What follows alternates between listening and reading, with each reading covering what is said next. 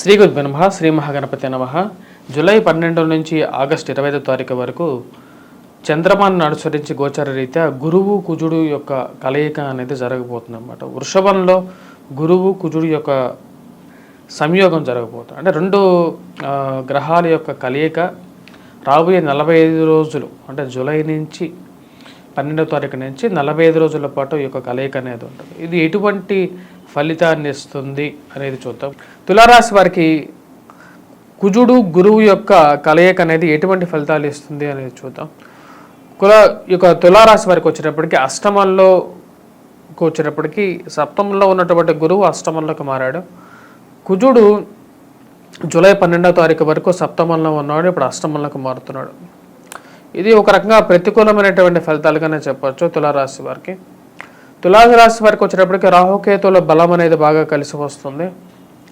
ఇది రాజకీయ పరంగా కూడా, మరి అదేవిధంగా వృత్తిరీత్యా ఉద్యోగం చేస్తున్నటువంటి వారికి కూడా అక్కడ ఉన్నటువంటి చిన్న చిన్న రాజకీయాల్లో కూడా మాటల్లో కానీ ఎదగడానికి మీరు చేసేటువంటి ప్రయత్నాల్లో కానీ ఒక బలాన్ని ఇవ్వగలుగుతుంది. కానీ ఎప్పుడైతే గురువు అష్టమంలోకి వెళ్ళాడో తులారాశి వారికి కొంచెం ప్రతికూలంగా ఉంటుంది. 45 రోజుల పాటు కొంచెం ప్రతికూలంగా ఉంటుంది. కుజుడు అంత యోగ్యాన్ని ఇవ్వడు.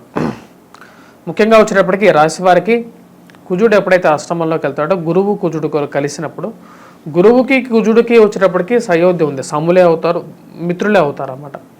ఈ మిత్రత్వం అనేది ఉంటుంది, కానీ ఆ మిత్రత్వం అనేది అష్టమంలో ఉన్నప్పుడు, స్థానబలం లేనప్పుడు అది ప్రతికూలంగా ఉంటుంది ఈ రాశి వారికి.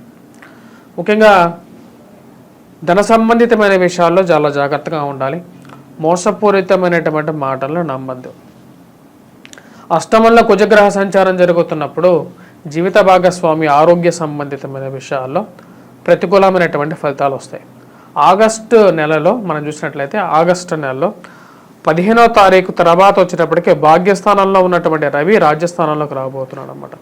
ఇది ఒక అడ్వాంటేజ్గా ఉంటుంది. అంటే ఆగస్టు 15వ తారీఖు వరకు కొంచెం ప్రతికూలంగానే ఉంటుంది రాశి వారికి. ఆగస్టు 15 నుంచి మళ్ళీ రికవరీ అనేది స్టార్ట్ అవుతుంది. ఇది మీకు సెప్టెంబర్ అక్టోబర్ వరకు కూడా ఒక పాజిటివ్ ఇంపాక్ట్ ఇవ్వగలుగుతుంది అన్నమాట. వృత్తిరీత్యా వ్యాపార రీత్యా కూడా కొంచెం జాగ్రత్తలు అనేవి తీసుకోవాలి.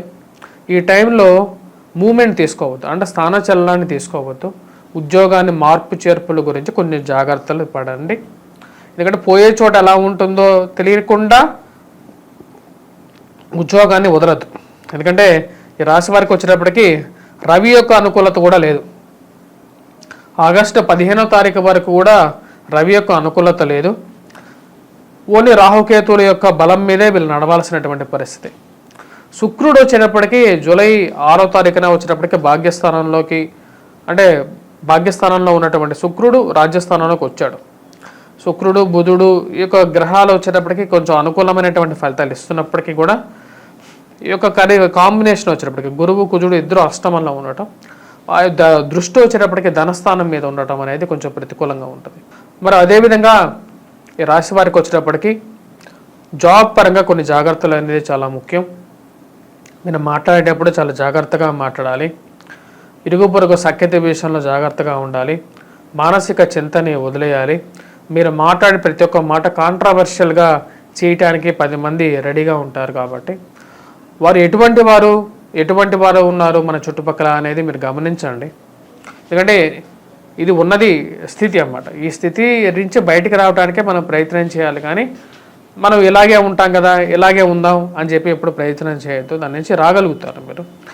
ఎందుకంటే మార్పు అనేది సహజం. ఎందుకంటే ఇప్పుడు ఆగస్టు 15వ తారీఖు వరకే బాగలేదు. ఆగస్టు 15 నుంచి మళ్ళీ రవి మార్పు జరిగినప్పుడు ఈ యొక్క పరిస్థితి నుంచి మళ్ళీ బయటికి రాగలుగుతారు. కాకపోతే నెల రోజుల పాటు మటుకు కొంచెం టఫ్ టైంగా ఉంటుంది. ఫైనాన్షియల్కి కొన్ని జాగ్రత్తలు తీసుకోండి. స్పెక్యులేషన్స్లో స్టాక్ మార్కెట్లో ఇన్వెస్ట్మెంట్ చేయొద్దు. పెట్టే డబ్బు ఒక్కసారిగా డౌన్ అవ్వటానికి కూడా ఛాన్సెస్ అనేది ఏర్పడుతూ ఉంటుంది. మరియు నమ్మినటువంటి మనిషిని, ఎవరో తెలియనటువంటి మనిషిని నమ్మి వాళ్ళకి డబ్బులు ఇవ్వడం అనే విషయాలు చేయొద్దు. ఇంకొక విషయం ఏంటంటే ఈ రాశి వారు ఎవరికైనా సరే మోసపూరితమైనటువంటి మాటల్ని నమ్మద్దు. కుజుడి యొక్క త్రిపాద దృష్టి కూడా మనం ఒకటి చూసినట్లయితే రవి భాగ్యస్థానంలో ఉన్నప్పుడు తన యొక్క ఫలితాన్ని ఇవ్వడం అని చెప్పి శాస్త్రం చెప్తుంది అన్నమాట.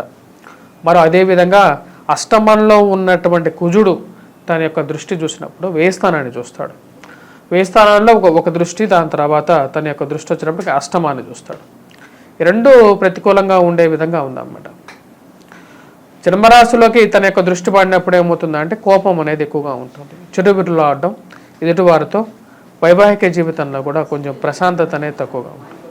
ఈ యొక్క విషయాలను ఒకటికి 2 సార్లు మనం గమనించండి. గమనించిన తర్వాత దాన్ని ఎలా ముందుకు తీసుకెళ్ళాలి అనే విషయాన్ని తీసుకెళ్ళాలి. మరియు అదేవిధంగా ఈ ప్రభావం అనేది విద్యార్థుల మీద, అదేవిధంగా ఉద్యోగస్తుల మీద కూడా ఎలా ఉండబోతుంది నేను చూద్దాం. విద్యార్థుల మీద మనం గమనించినట్లయితే గురువు యొక్క బలం అనేది తులారాశి వాళ్ళలో ఉన్నటువంటి విద్యార్థులకి తగ్గింది. దాని యొక్క ప్రభావ రీత్యా విద్యార్థులు కొద్దిగా కష్టపడి చదవాలి. ఆగస్టు 15వ తారీఖు వరకు టైం అనేది అంత కరెక్ట్గా లేదు.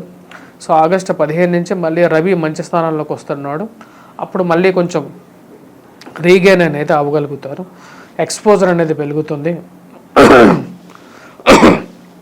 ఎక్స్పోజర్ అనేది పెరగటం, మరి అదేవిధంగా సంఘంలో గౌరవం, మర్యాద, పోటీ పరీక్షల్లో ఉత్తీర్ణత సాధించడం, ఇవన్నీ జరుగుతాయి. ఉద్యోగ ప్రయత్నాల్లో సానుకూలత, ఇవన్నీ పెరిగేది వచ్చేటప్పటికి ఆగస్టు 15 నుంచి పెరుగుతుంది. ఆగస్టు 15వ తారీఖు వరకు వచ్చేటప్పటికి కొంచెం ప్రతికూలంగా ఉండే విధంగా ఉందన్నమాట. ఈ యొక్క రాశి వారికి విద్యార్థులకు వచ్చేటప్పటికి కొంచెం ప్రతికూలమైనటువంటి ఫలితాలుగానే చెప్పచ్చు. విద్యార్థులతో పాటు మరియు ఎవరైతే ఈ యొక్క రాజకీయ రంగంలో పనిచేస్తారు, రాజకీయంగా ఎదగాలని చెప్పి ప్రయత్నం చేస్తున్నటువంటి వారు, రాజకీయంలో ఉన్నటువంటి వారికి కూడా కొన్ని జాగ్రత్తలు అనేది ముఖ్యం. అష్టమంలో ఉన్నటువంటి కుజుడు గురువు కాంబినేషను, మరి భాగ్యస్థానంలో ఉన్నటువంటి రవి అంత ప్రతికూలంగానే ఉందన్నమాట. ఈ ప్రతికూల రీత్యా మీరు వచ్చేటప్పటికి రాజకీయ రంగ ప్రముఖులు ఎవరైతే ఉన్నారో వారికి కూడా వచ్చేటప్పటికి మీరు చేయనటువంటి పనికి కూడా నీలాపనిందలు ఎదుర్కోవాల్సినటువంటి పరిస్థితి ఏర్పడుతుంటుంది. సంఘంలో గౌరవంతో పాటు ప్రతికూలమైనటువంటి అపనిందలు కూడా మోయాల్సినటువంటి పరిస్థితి ఉంటుంది. ఈ రాశి వారు చేసుకోవాల్సినటువంటి పరిహారాలు, ఎటువంటి పరిహారాలు చేసుకోవాలి అనేది చూద్దాం.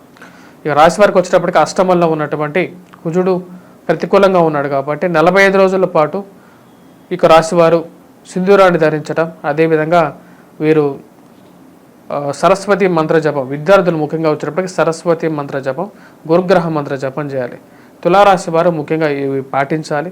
రవి కూడా భాగ్యస్థానంలో ప్రతికూలంగా ఉన్నాడు. రవి ప్రతికూలమైనటువంటి పరిస్థితి, అష్టమంలో ఉన్నటువంటి కుజుడు గురువు కాంబినేషన్ బాగాలేదు కాబట్టి భాగ్యస్థానంలో ఉన్నటువంటి ఈ రాశి వారికి రవి ప్రతికూలత అనేది కూడా బాగా వ్యతిరేకంగా ఉంది. సూర్య నమస్కారాలు అనేది కూడా చేసుకోవాలి. ఇవన్నీ చేసుకున్నట్లయితే కొంచెం సానుకూలమైనటువంటి ఫలితాలు అనేది పొందడం అనేది జరుగుతుంది. ఈ రాశి వారికి ముఖ్యంగా వచ్చినప్పటికీ వ్యాపారస్తులకు ఎలా ఉందనేది చూద్దాం. వ్యాపారస్తులు మనం గమనించినట్లయితే రాశి వారికి వ్యాపారస్తులకి ఆగస్టు 15 నుంచి కొంచెం సానుకూలమైనటువంటి ఫలితాలు పొందగలుగుతారు. కొత్త ఆపర్చునిటీస్ అనేది కొత్త రావడం అనేది జరుగుతుంది. ఇవి అక్టోబర్ వరకు సానుకూలంగా పొందడం అనేది జరుగుతుంది. అంటే రాబోతున్నటువంటి ఆగస్టు 15 నుంచి సెప్టెంబర్ 15, అక్టోబర్ 15 వరకు కూడా వ్యాపారస్తులకి సానుకూలమైనటువంటి ఫలితాలు పొందడం అనేది జరుగుతుంది. మరియు అదేవిధంగా ఈ రాశిలో ఉన్నటువంటి వారికి అక్టోబర్లో ఎక్కువగా సానుకూలమైనటువంటి ఫలితాలు పొందడం అనేది జరుగుతుంది అన్నమాట. రాశి వారు చేసుకోవాల్సినటువంటి పరిహారాలు చేసుకోండి. స్వస్తి.